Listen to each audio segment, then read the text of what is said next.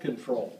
These blades here are what, when they set the depth, it tells it to run at 50 feet or 100 feet or whatever you want the submarine. This controls the depth.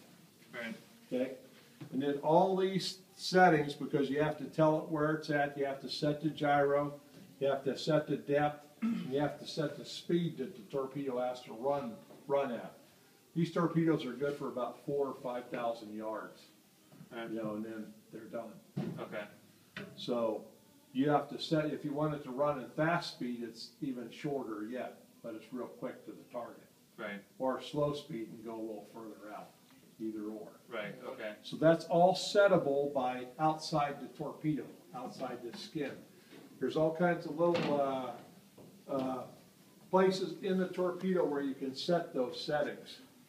If you look, there's a rod that comes up, and you can set it by turning this here.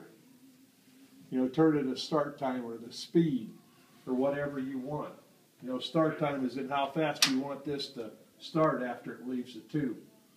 So you can change all those settings, and obviously if you wanted to change those settings, you can't pull a torpedo out of the tube to do that. Okay. So they made all these little linkages. If you look inside the torpedo, and you talk about mechanical engineering, you see all the little pins and stuff sticking down inside there? Yeah.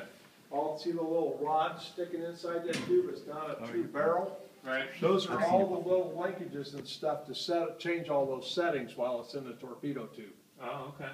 Okay? This is from my wife. My wife thinks I'm not back drinking. out to make those settings. You can do it while it's in the tube. Right. Okay, so now I showed you the fire control computer up in the conning tower. Mm-hmm. It relays to this box right here. And in this box, you can program, it can drive all the linkages to set that torpedo from that box right there. Right. So you select that tube, or there's 6 tubes up here in the front. There's 2 down there, 2 there, and 2 there. Was it a submarine of this type that sank itself? Right. Oh yeah. Did it happen more than once? Yep.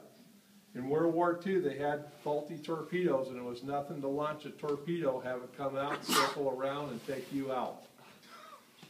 Yeah, and That's how bad they were. they evacuated one, right? Yeah, and saved a couple of people. Yeah. Some of them they lost. Yeah.